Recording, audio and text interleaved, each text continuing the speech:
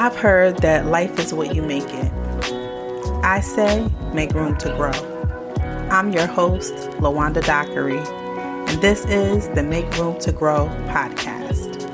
It all started with a dream about growing food, and who would ever imagine that growing food would lead to me learning about personal growth and development?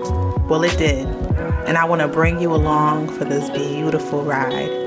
Thank you so much for joining me. Hello, Grow Nation. How are you? I hope this finds you well and looking forward to another weekend in the garden. You guys, there has been so much that I want to catch you up on about this garden this year. Maybe the OGs will correct me on this, and my email address is info@makeroomtogrow.com, so always feel free to reach out. I feel like every year is different. Just when you think you know and you're getting the hang of things, something else will come up. It's very much like life. Y'all may remember I focus more on containers and my husband does the raised bed. I feel like I really want to empty out all of my containers and start over again, and I just may do that.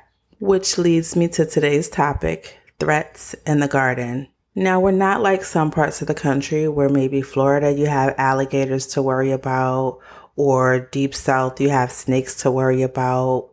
Nothing crazy, but you always will have a threat in the garden no matter what you're doing. I told you before, you have to defend your turf because there are other things that want to eat what you're growing because it's really good for you. So there's some level of me being used to the white caterpillar that flies around and drops the eggs, and you look up one day if you're not careful on your greens and they'll eat them down to the stem. I'm always on guard about that.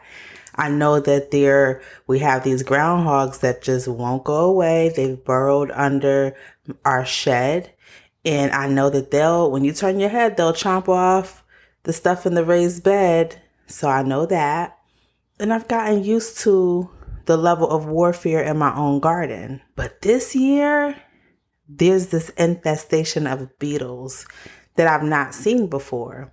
So I went to pick up a container of lettuce that I had, the red romaine, and it was infested with beetles. I've never seen that before. I had to throw out the whole container. I know you guys are like, LaWanda, caterpillars don't fly. You're right. I meant the cabbage moth. That is the white butterfly looking creature that lays eggs on your vegetables. If you know me, you know I'm going to dig my heels in even further because we have some produce to make. We have some things to get on our plate. That's the end goal. And this year, my focus is greens. I always want greens growing. Even though it's summertime, kale is still good throughout the summer. Spinach is good. There's some greens that can endure the summer heat, even if your lettuce won't. So that's my mission. But the beetles won't. They don't want me to be great. What I'm likely going to do is refresh all of my containers. I'm going to go get some black cow manure. I'm going to go get some more soil, and we're going to refresh these containers. We're going to clear stuff out from the spring and get going for the summer.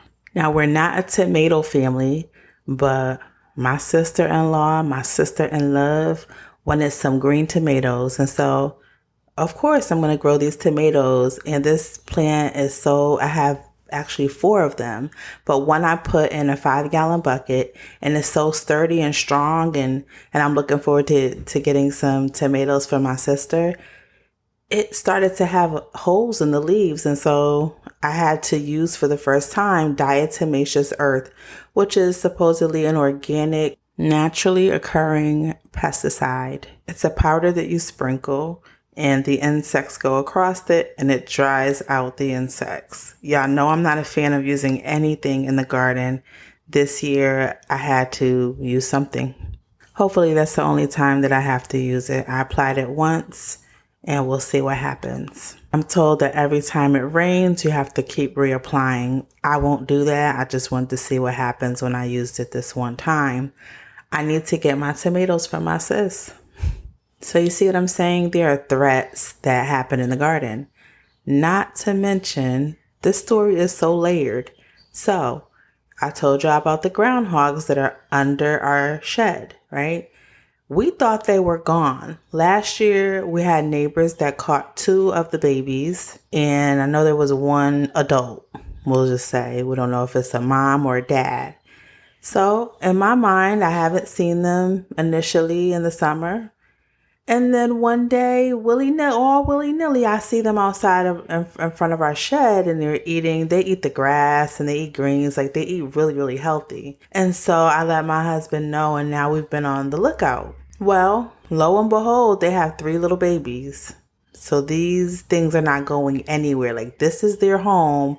They've put their stake in the ground, and they're not going anywhere. So told my husband this, and so now he's in defend his turf mode.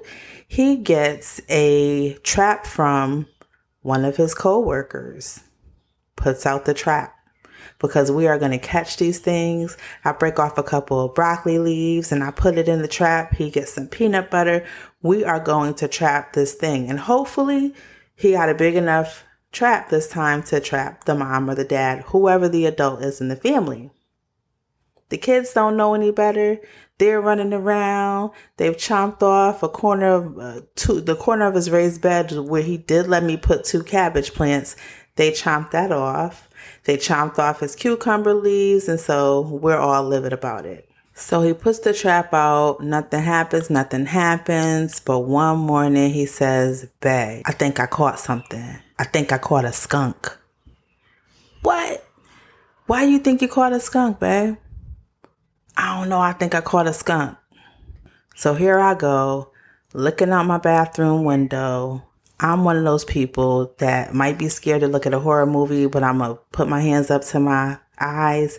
I'm going to open up my fingers so I can see through my fingers, even though I don't want to see it. So I did that, and I saw the skunk, y'all. We have a skunk in the trap. I'm telling you, there are threats in the garden, because what happens if the skunk sprays? All of our food is done. You see, this thing is layered. It takes tenacity. It takes grit. It takes heart. It takes, some gumption. Like, you have to really be about it. Mind you, the services that will remove skunks charge $350 to come out and remove this thing. So I will keep y'all guessing, and I'll leave a cliffhanger right there.